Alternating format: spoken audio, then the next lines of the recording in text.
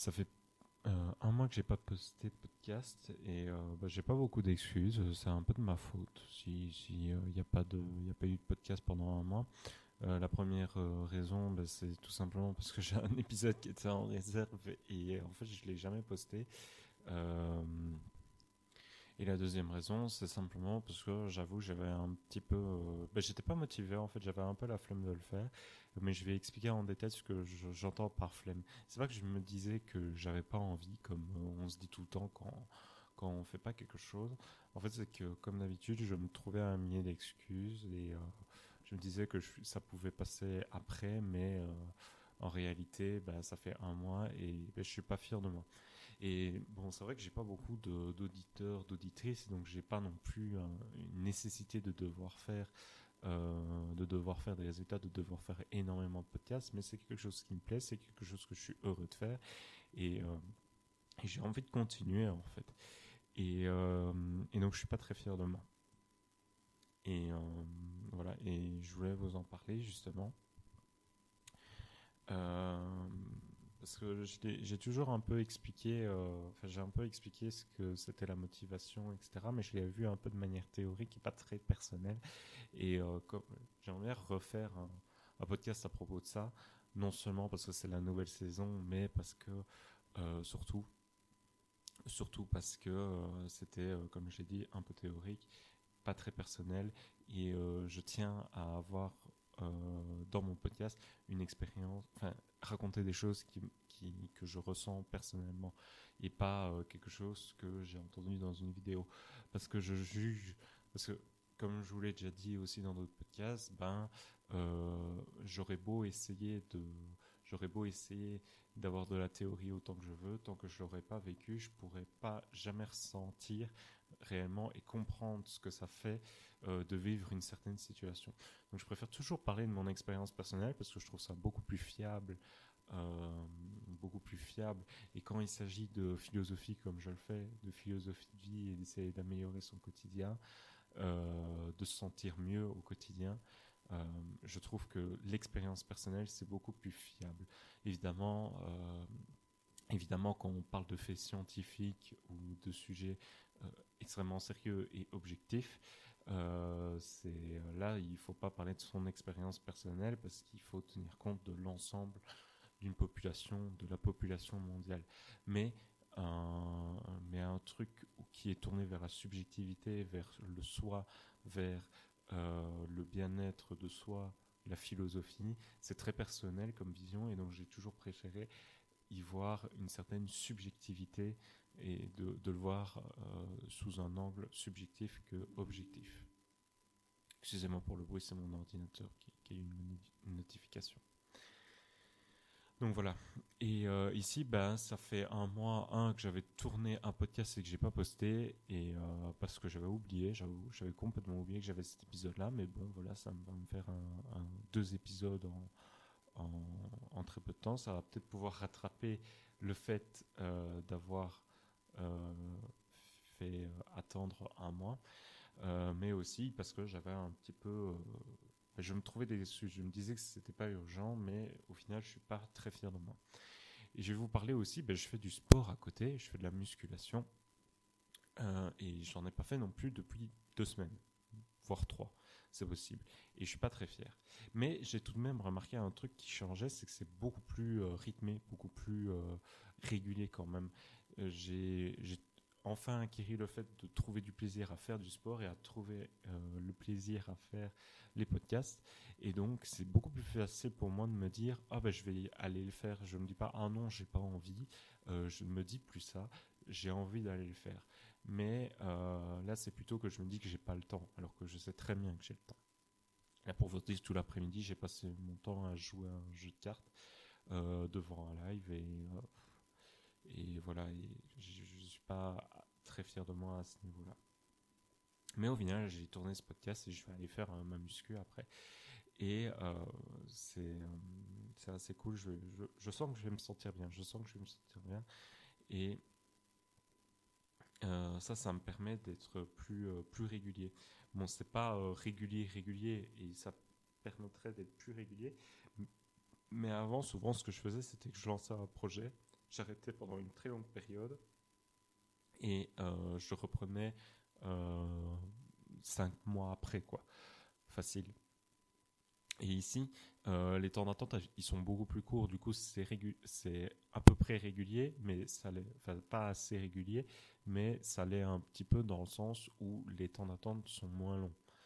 Ici, c'est 1 mois de podcast que vous n'avez pas eu. Bon, après, moi, ça fait 3 semaines que j'ai pas tourné de podcast, du coup. Donc ça, c'est assez cool. Et le sport, disons que si je fais une pause, c'est pas 2 mois ou 5 mois, c'est 2 semaines, quoi. Et donc ça mériterait d'être plus régulier, mais c'est quand même moins pire qu'avant. Et donc je suis assez content parce que j'ai assez évolué de ce point de vue-là, alors qu'avant c'était clairement ça qui arrivait, c'était ça le plus gros problème. Et je pense que ça a à voir avec mon quotidien euh, qui est plus rythmé, qui nécessite d'être plus rythmé, et surtout je rentre dans plus de cases et je me situe plus par rapport à mon nouveau quotidien, du fait que j'ai emménagé et que j'ai un boulot, je me retrouve plus dans les situations normales euh, de, des youtubeurs que je regarde qui me parlent de faire du sport ou d'essayer de faire des projets difficiles. Et donc ça c'est assez agréable et je commence à me retrouver dans cette situation où j'apprécie les projets que je fais aussi et que c'est pas ennuyant de le faire. Et, euh, et voilà, en fait c'est beaucoup mieux comme ça. Je préfère très largement. Et donc d'avoir emménagé et de plus habiter chez mes parents, c'est quand même super, je trouve, par rapport à ça. C'est beaucoup plus facile de faire ce que j'ai envie et je peux le faire où je veux et dans les conditions que j'en ai envie. Ce qui me permet de vraiment ne plus avoir la flemme, quoi. Le problème, c'est pas d'avoir la flemme ou de pas être dans des bonnes conditions. Du fait d'être dans les conditions que j'ai envie et dans lesquelles je me sens bien, ça me permet plus facilement de faire les choses. Alors qu'avant, j'ai toujours ressenti une certaine limite par rapport aux conditions dans lesquelles je le faisais et que c'était jamais parfait et que la non-envie venait toujours vers moi. Et, euh, et je sais que c'est pas le cas pour tous. Mais je sais pas si vous l'avez déjà vécu, vous. Je sais bien que euh, je sais bien que pour essayer d'être motivé et d'essayer de faire des trucs qui demandent euh, d'aller contre ces biais cognitifs, pour faire des projets durs ou pour faire du sport par exemple, euh, il faut essayer de rendre la résistance au démarrage, donc c'est-à-dire s'obliger à le faire. J'étais toujours résigné à devoir essayer, à m'obliger à le faire et ne pas trop me poser de questions. Ici, c'est encore un peu le cas, mais les conditions sont beaucoup plus simples et la résistance au démarrage est beaucoup plus faible.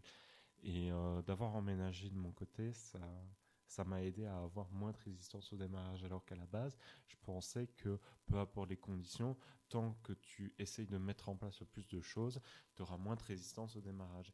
Mais j'avais jamais vu une différence notable en essayant d'implémenter des choses, en essayant de faciliter euh, l'envie de faire du sport en prenant des exercices qui me plaisent, etc. Eh ben, la résistance au démarrage était toujours assez présente et elle n'était pas significativement différente, mais ici d'avoir emménagé, ça a vraiment fait un bond assez extraordinaire, mais en plus ça a accentué le bonheur, le bonheur et à me donner envie de trouver des exercices qui me plaisent ou de le faire dans un endroit qui me plaît en fait. Vraiment, ça a accentué ça. Et donc, non seulement ça a diminué la résistance au démarrage, mais ça l'a démultiplié parce que ça m'a donné plus l'envie de trouver des exercices qui me plaisent et d'avoir une démarche plus saine par rapport à ça. Et, euh, et donc, vraiment, l'emménagement, je trouve ça incroyable, je trouve ça super euh, pour le coup.